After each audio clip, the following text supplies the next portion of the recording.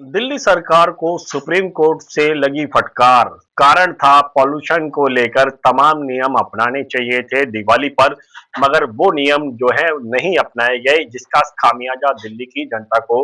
भुगतना पड़ा। और सुप्रीम कोर्ट के अंदर जब वकील के द्वारा ये स्पष्ट किया गया कि दिल्ली के अंदर 37 मॉनिटराइज स्टेशन है जिनसे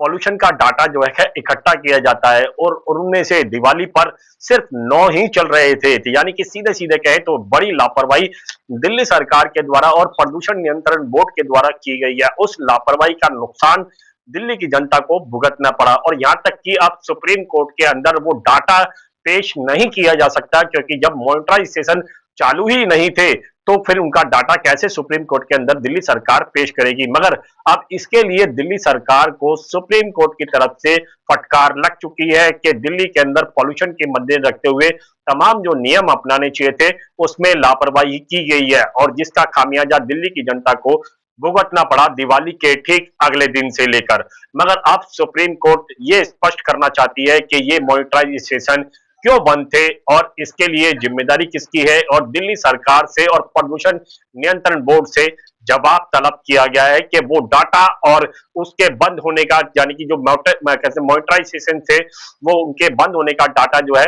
सुप्रीम कोर्ट के अंदर पेश किया जाए। मगर अब देखना होगा सुप्रीम कोर्ट के अंदर वो डाटा कैसे पेश किया जाएगा, और 37 में से 9 मॉनिटराइजेशन ही क्यों चल रहे थे, इसकी भी जवाबदेही अब दिल्ली के सरकार की बनती है। मगर यहाँ पर दिल्ली सरकार के द्वारा खुद मुख्यमंत्री के द्वारा कहा गया था कि दिवाली के ठीक अगले दिन पॉल्यूशन इतना ज्यादा नहीं बढ़ा है जितना हर साल बढ़ता है। यानी कि पिछली सरकार के ऊपर जरूर लापरवाही की